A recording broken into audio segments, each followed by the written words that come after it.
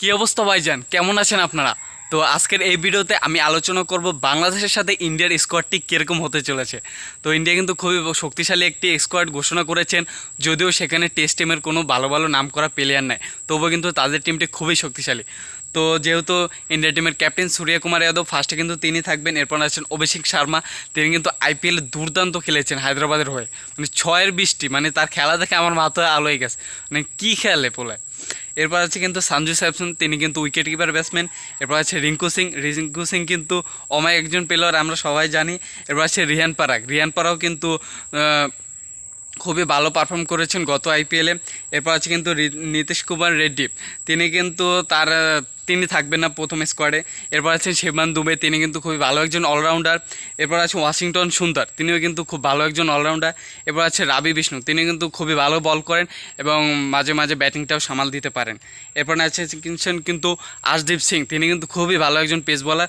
এবং আরও দুইজন পেস বলার আছে, হিতেশ রানা এবং মায়াঙ্ক যাদব। ঠিক আছে, তাদের দুজনের ভিতর থেকে যে কোনো একজন থাকবে। এবং এছাড়াও কিন্তু তাদের পেস বোলিং অ্যাটাকটা যদি আমরা মনে করি যে ভালো না নর্মাল, এটা কিন্তু ভুল হবে, কারণ আরজিম সিং কিন্তু খুবই ভালো একজন পেস বোলার। এবং আরও আছে কিন্তু হার্দিক পান্ডিয়াও কিন্তু খুবই ভালো বল করে।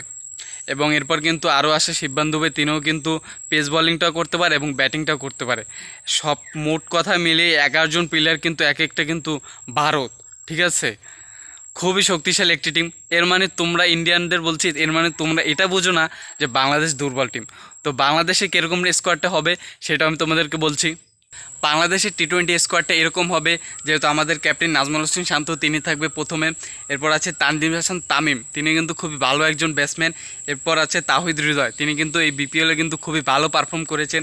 এরপর আছে কিন্তু মাহমুদুল্লাহ রিয়াদ, তিনি কিন্তু খুবই ভালো একজন ফিনিশার, সেটা আমরা জানি। এরপর আছে লিটন দাস কিন্তু খুবই স্টাইলিশ একজন ব্যাটসম্যান, তিনিও কিন্তু আছেন।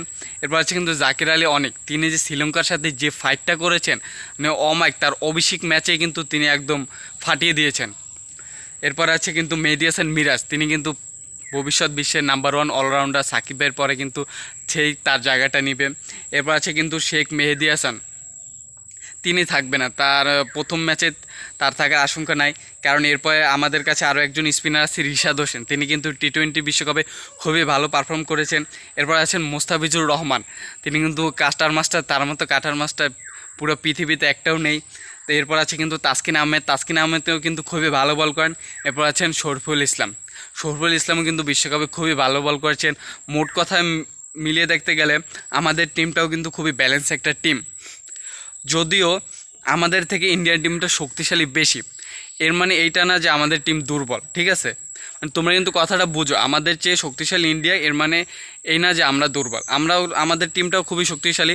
তো ভালো একটা লড়াই হবে, দেখা যাক কি হয় আগামীকালকে। আর মাত্র বাকি একদিনের অপেক্ষা সহ্য হচ্ছে না। তো দেখা যাক, ম্যাচে প্রমাণ হয়ে যাবে কারা বেশি শক্তিশালী টিম।